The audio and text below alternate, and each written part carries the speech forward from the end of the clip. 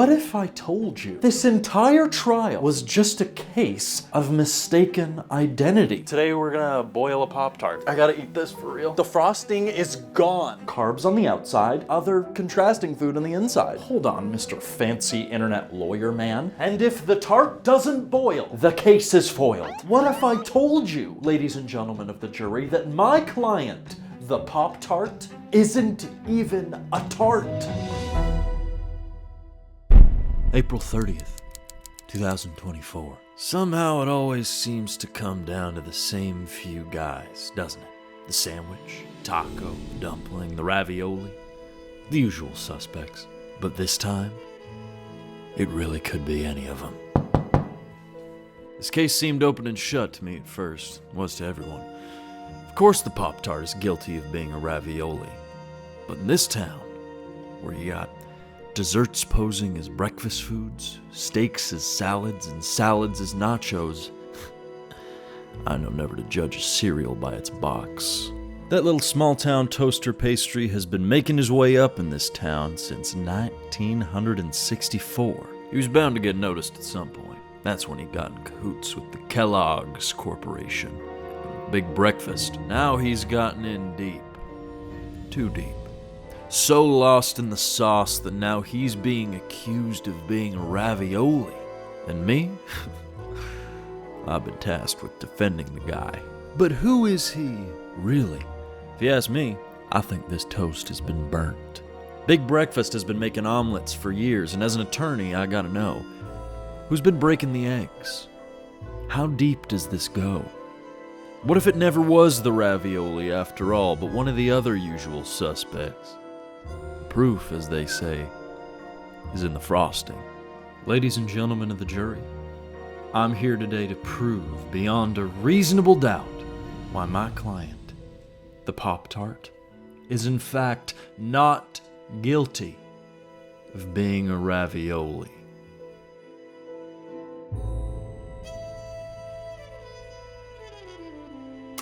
It always seems to come down to the same few guys, doesn't it, Your Honor? The soup, the salad, the sandwich, the taco. Whenever we have a new food on trial, much like the legal equivalent of 23andMe, I am always tasked with figuring out its lineage. We all already know that cereal is guilty of being a soup, and the hot dog, beyond a reasonable doubt, of being a sandwich. But what of the Pop-Tart? Is it indeed guilty of being a ravioli, as my colleagues have alleged? And if not, then what is it? Well, for the uninitiated non-American members of the jury, a Pop-Tart is, much like pancakes, muffins, pie, cake, and donuts, a classic staple of a hearty traditional American breakfast. There are dozens and dozens of flavors, but generally speaking, a Pop-Tart is a sweet filling contained by a crumbly dough and sometimes topped with frosting that is sold pre-cooked and reheated via toaster or oven. Truly, never has there been a food more patriotic, more American, other than apple pie, of course. The European mind, Your Honor, simply can't comprehend this much freedom packed so tightly together in one sweet little piece of sugar and carbs. A ravioli, on the other hand, unlike a Pop-Tart, is a doughier kind of carb. Surrounding more savory ingredients like cheese, spinach, some kind of meat, is a chewier, softer dough that's not as crumbly and is cooked by boiling in water rather than baking or toasting. However, I can see how, on the surface, these two foods may seem so similar at first glance. Carbs on the outside,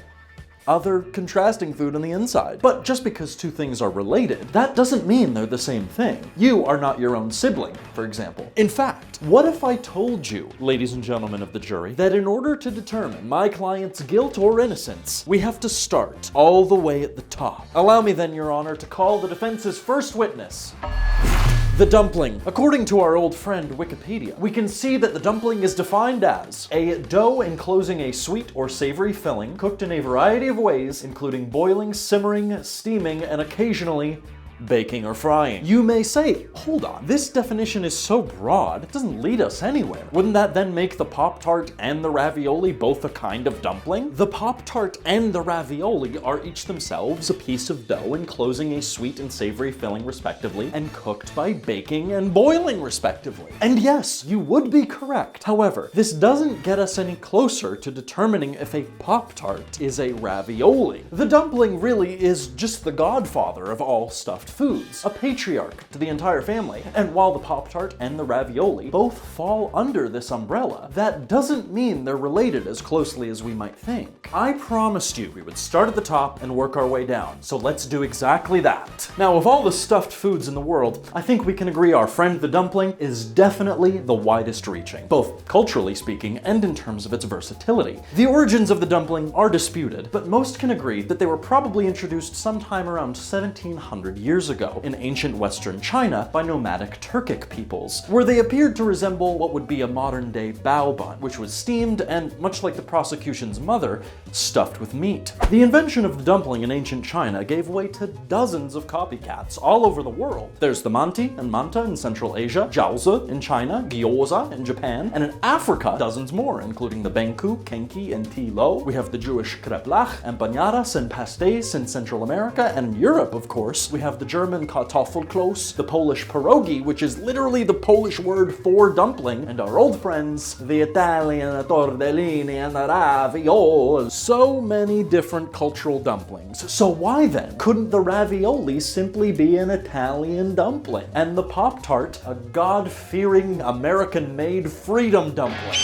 Though you may interrupt to say, hold on, Mr. Fancy Internet Lawyer Man, the examples you just gave are all savory stuffed foods, and a Pop-Tart is very much not. So would that even put it under the same dumpling category? And while yes, you are correct, like I said, we're just at the top right now, and as we go down, we'll see that not only does the dumpling give way to different cultural interpretations, but also a split between sweet and savory dumplings, where the two may share a common forefather, but have completely different flavor profiles. Dumplings, for example, like the German Dampfnudel and the Chinese Tangyuan.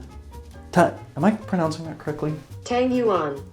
Never mind. These are still dumplings in the same way an ice cream sandwich is still a sandwich. And just as that savory cannoli from the Bear made from Parmesan and mortadella is still a cannoli. However, as I mentioned first, perhaps the most damning evidence in this case might be found in their respective cooking methods. The Pop-Tart simply cannot be a ravioli because a ravioli is cooked by boiling it in water, and a Pop-Tart is toasted or baked. You can't bake a ravioli and you can't boil a Pop-Tart while having them remain structurally sound and edible. And if the tart doesn't boil, my dear jury, the case is foiled. Though you might say, hang on, you can't know that for sure. Yes, I can. I'm a fake attorney. Let's go to the kitchen. Welcome to the kitchen of justice. Today we're gonna boil a Pop-Tart in water and see if it turns out al dente. We're gonna start with frosted cherry and see kind of where we go from there. How you doing? Come here often? So here's my client, Paul. This is great content, huh? Just waiting on water to boil. Okay, water's boiling. We're gonna toss it in. I don't know really for how long. Heating instructions. In toaster, warm pastry at lowest possible setting for 1 heating cycle only. How long is a heating cycle? In microwave, place pastry on a microwave safe plate and microwave on high setting for a maximum of 3 seconds.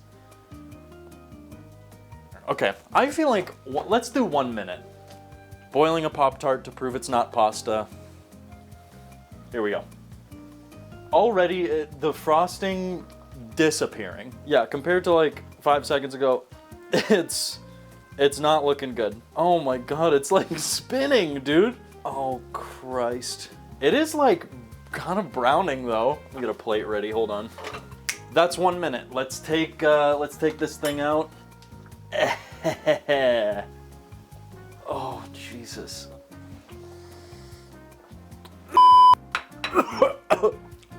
I was not expecting. I gotta eat this for real. Immediately, the smell. It smelled like it like gone bad or something. I'm like actually crying. It looks like pasta. I'm like actually kind of gagging a little bit thinking about this. I do anything for my clients. The frosting is gone. The frosting is gone. You know what? I'm not gonna do this again, so I'm turning off the water. Can you tell I'm stalling? Because this is gonna be perhaps one of the worst experiences of my life. Give it a little chop. Okay, it didn't feel too bad. Like it felt like I cut into it and it did still feel like a Pop-Tart, so. Oh God, it literally smells like I've like boiled bread. This is for you, ladies and...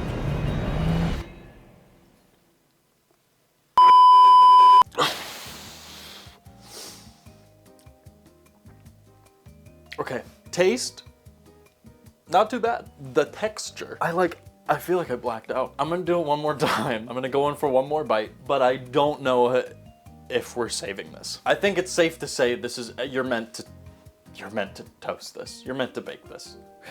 Listen, I gave.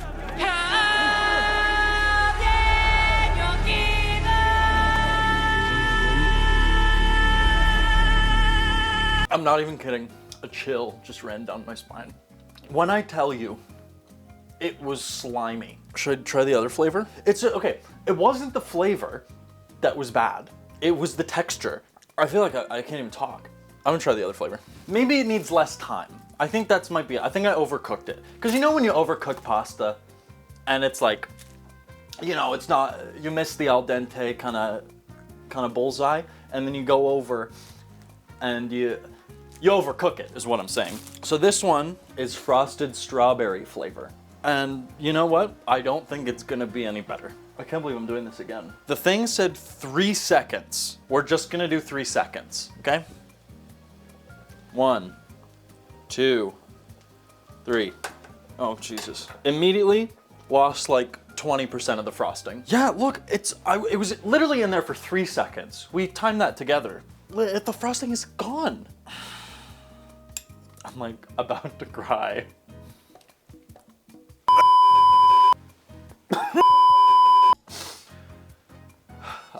I feel like I'm on like a fucked up version of Hot Ones. This camera, this camera, this camera. Let the people know what you have going on in your life. I'm not doing any more. I don't think you can boil a Pop-Tart. It's real tears. It's real tears. As we can see, Your Honor, that was an unmitigated catastrophe. In conclusion, the ravioli and the Pop-Tart, while similarly encasing food in carbs and deliciousness and happily enjoying their kinship as common ancestors of the dumpling, simply are not close enough in flavor profiles or cooking method to be considered one and the same. It would be like saying a Pop-Tart is a pierogi, or a Pop-Tart is a bancone, or a human is a chimpanzee, or an orange cat is a jaguar. It's too highly specific of an equivalence. You might say a Pop-Tart is like a ravioli, but not that it is guilty of being one, because these things might be closely related to one another, but only by their common ancestor, not by their modern day traits. But you may stop here to say, wait, if a Pop-Tart isn't a ravioli, what the hell is it then? A sandwich? A taco? A soup? What if I told you that this entire trial was just a case of mistaken identity? Or in fact, that the Pop-Tart was never a ravioli the whole time? What if I told you, ladies and gentlemen of the jury, that my client, the Pop-Tart, isn't even a tart? The key to discovering my client's true origins was never determined by its filling, or flavor, or cooking method, but rather the truth was looking us directly in the mouth this entire time, on the outside, in the dough itself. Pie, cake, and donut contained by a crumbly dough, occasionally baking or frying. And if the tart doesn't boil, the case is foiled. Other than apple pie, of course. Ladies and gentlemen of the jury, a pie is a dumpling, and a dumpling is a pie is a Pop-Tart. My client is the most God-fearing, proudly baked in the US of A American thing it could possibly be. Pie. How couldn't it be? The pie family are obviously dumplings too. They are indeed a dough enclosing a sweet or savory filling, cooked in a variety of ways including baking or frying, thereby adding another genus to this family. The key ingredient here, however, isn't in the sauce, but in the dough. Pasta dough, Your Honor, is made from flour, salt, water, and eggs, but pastry and pie dough is made from flour, salt, water, and shortening, like butter or lard, which gives it its signature crumbly, flaky texture, which indeed explains why the hell you can't boil a Pop-Tart and have it turn out al dente. But what about the tart? It's in the name, after all. A tart, a sweet pastry that pops. from your toaster. But this is yet another misdirection, because a Pop-Tart cannot be a tart. A tart has an open top. Every single definition I could find, every recipe, every picture, every last one specifies specifically that a tart must have an open top, and the second you cover that thing up, it becomes a pie. And not only that, what if I told you, Your Honor, that my friends across the bench have been bribed and paid by Big Breakfast to get young patriots to start eating healthier? Like, oh no, Pop-Tarts aren't breakfast, Pop-Tarts are dessert. We eat things that are good for you, like ravioli. How about shut up, nerd? We all know that the Pop-Tart is clearly not a ravioli, and I just simply don't understand why my colleague is so personally interested in proving it beyond all reasonable doubt. In fact, the more you think about it, all this talk of carbs on the outside, carbs on the inside, it's no wonder they care so much about things being in bread. But I digress. In sum, Your Honor, my client is not only not a ravioli, but a species of small American hand pastry in the genus pie, with the adjacent cousin tart, both in the family sweet thing wrapped in carbs, and in the order dumpling, where the tree splits down into the family of savory thing wrapped in carbs, eventually going down until we find its distant relative, the ravioli, an Italian entree in the genus stuffed egg-based dough savory pasta, thereby identifying the true culprit, giving you the formuoli, and absolving my client of all guilt in this case. I rest my case. So what's the verdict? What case should I take on next? Let me know in the deliberation room down below. I'm a one-man legal firm, and I spend over 100 hours on these videos every month, so please consider subscribing and becoming a member of the jury so I can continue practicing fake law full-time.